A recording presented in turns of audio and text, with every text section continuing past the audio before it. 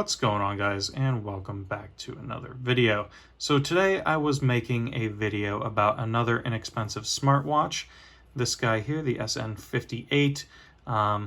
It's an interesting little piece. I've got it on one of my Timex Expedition bands because the band that it has, that it came with, is a horrible arm hair destroying monstrosity.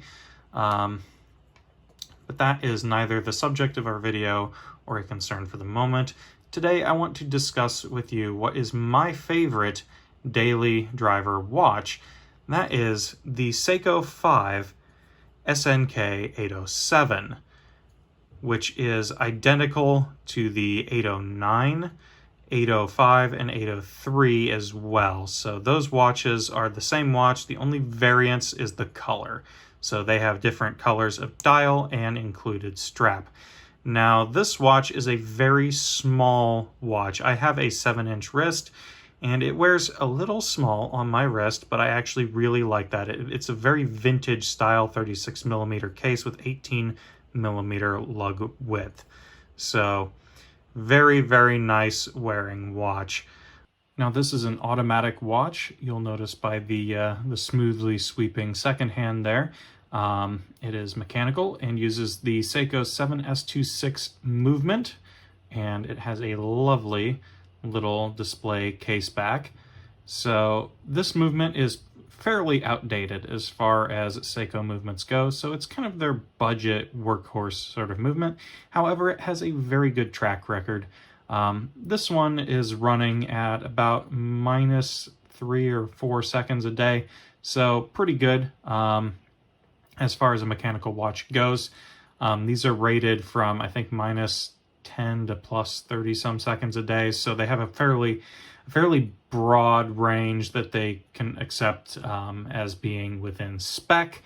However, this one and most of them do run well within spec, like very accurate for what they are. The display case back on a watch of this sort of price range is really good, and I don't know if I mentioned already, I don't think I did, but the price of this watch is around that $70 to $80 mark. So it's not exactly cheap, but as far as a mechanical automatic watch from a reputable brand like Seiko, this is an absolute bargain. So yeah, that little display case window there is very, very nice to have on a watch of this price point. We also have our little 4 o'clock recessed crown, so that really doesn't get in the way of, like when you have it on your wrist, it doesn't poke in or anything, it hides away nicely. Unsigned, to be expected for this sort of price range. Screw down case back, only 30 meters of water resistance though, unfortunately, so you probably shouldn't take this one swimming. Yeah, high polished case back, bead blasted front, which is very, very nice. It feels really good. Biggest problem with the overall build of this watch is this Hardlex crystal in the front, which, if you're not aware, Hardlex is Seiko's proprietary mineral glass crystal. This one has a couple scratches in it already. You can see right by the Seiko 5 logo, there's a fairly deep one, which I am kind of depressed about because I just did that to it not long ago, and yeah, not too happy about that. I was being a bit careless and scuffed it on the floor when I was trying to coax our new little kitten out from underneath one of our dressers, and yeah, kind of accidentally got it face down on the floor, which had a little bit of dirt, and it scratched it there. But yeah, so Hardlex is not exactly the most durable material for a crystal. However, it's good in a diver's watch because it doesn't shatter as easily as sapphire. However, I believe I will be modding this watch with a sapphire crystal. I will just need to get myself a crystal press and a case back opener. So those are a few things that I have on my wish list. But yeah, overall, a very nice designed watch. Very reminiscent of the German Flieger pilot's watches from like the World War II era.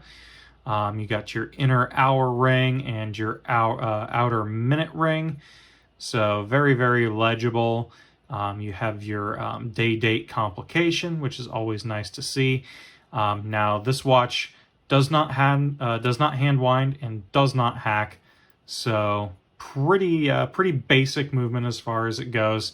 But it does have Seiko's magic lever, quote unquote, winding system, which if I can get the rotor around the right way, you can kind of see here on this gear, there's like a little piece over here to the side and that side. Basically, no matter which way this rotor is spinning, it is going to be winding it. So if the watch sits for a few days and is out of spring tension, you can just give it a little shake back and forth. They call it the Seiko shuffle, affectionately, and that'll get her back up and going. So yeah, overall, not a huge deal. And in fact, mine, I have not let run dead once since I got it, because I've been wearing it every single day for about a month and a half. month and a half. So it's done remarkably well. And the only reason I will be letting it run down anytime soon is in order to disassemble it so I can work on it without it moving around and stuff. So, and in that case, that'll be for replacing that crystal, because I would very much like to have a sapphire crystal in there. And I know I could just buy a higher end watch with a sapphire crystal, but I like this one. I like the dial, I like the form factor, and it is very high quality and feels extremely high quality. Now the strap I have it on is just a cheap leather strap that I got off of eBay, but I really like it. I treated it with some coconut oil, so it's a very soft and supple leather strap. Very nice. I've kind of done a little bit of artificial weathering on it and flexed it and broken it in, and it's got some creasing and things on it because it is just a cheap, quote unquote genuine leather strap. So not exactly the best quality strap in the world, but I like it. It's comfy, and I'm going to keep it on here until it wears out. You'll notice this little tension or little restraining loop here is fastened in place, and it's a little messed up down here. That is because I glue these in place. It's just a bit of a technique of mine on cheap leather straps. If I don't care too much about the strap, wherever this needs to be for my wrist, I just put a little dab of super glue in the back, stick it down, and then it's just always where it's supposed to be, and I don't have to worry about that sliding around on me while it's on my wrist and having this end part come out and be flapping around. So that is the technique I use, and it has worked reliably for all the watches that I have used it on, including this Timex over here. Same sort of thing, just glued it in place on there. The reason I have a little bit of a chunk taken out of the bottom of that strap, it's just kind of messed up the finish a little bit on it, is because I needed to move it a little bit because I got it wrong, because I was an idiot and didn't measure it ahead of time. But yeah, if you do your homework and you get it in the right spot, then that is an excellent strategy for keeping those in place, as long as the strap isn't worth a ton of money. Don't do that to like a really nice expensive leather strap that's like $200 or something. This was a $10 strap, couldn't care less. So again, beautiful, beautiful watch. Now let's take a look at the packaging that it comes in so we can get an idea of how this thing is, how it's presented and what the original strap was like. So here is the original box, what I received it in. I actually bought this watch from Joma Shop, and they did ship it in the original packaging, which is always nice. Joma Shop is a gray market retailer, so the warranty that you have is through them. It's not a huge deal for me because it's it's $70 watch or $80 watch. I won't be probably doing anything with the warranty anyway. We have our little Seiko pillow with the Seiko logo that's very offset to the right side, which I thought was a manufacturing defect, but all the pictures of these that I see, that is how it is laid out. It's actually quite nice. Little stuffed pillow, got some stuffing in there, and you can wrap the watch around there. And now here is our original strap, which I have used absolutely none. So it is still in perfect condition and still flat. And I don't really plan on using it because it's just not my style of strap. It's sort of a canvas two-piece, almost like a two-piece NATO strap.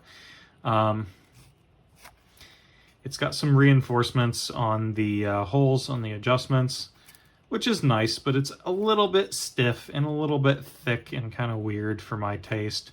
And I just don't like the texture of it. It's kind of a coarse texture. So I won't be using that. They're not a bad strap by any means for the price that you're paying for one of these. But I generally just prefer leather straps. And really all you get, aside from that, is an instruction manual. And I've got the original hang tag here. That's about it. Just a basic little paper, metallized paper hang tag. And our spring bars down there that came with this strap. So yeah, very basic little watch. Not a whole lot in the way of bells and whistles on it. But it really is just a no-nonsense sort of little field watch. And I love it for that. It is just, yeah, it just gets the job done and absolutely nothing more. And you do get a little bit of that interest if this is your first mechanical watch, which I know many, many, many people have this as their first mechanical watch. This little display case back really is nice. Like, you get to see the movement, and it's not a fancy movement by any means, but it's such a well-constructed movement. Like, it's so precisely done. I have a few cheap Chinese watches that I bought that were mechanicals, and they just look like garbage inside compared to this. Like, the finishing quality on them is terrible. They were, you know, $12 eBay specials, but yeah, I mean, the point still stands that these are just a very nice quality, nicely built watch. And really everything from the case finishing to the beautiful design dial, yeah, it's all just very nicely thought out, very well constructed, and just meant to be kind of a no-nonsense daily watch. And yeah, that's what it will be for me, and I presume that's what it will be for a lot of you as well. So I hope you guys enjoyed this video. Just a quick little look at what is quickly becoming my favorite timepiece. And until next time, guys, take it easy.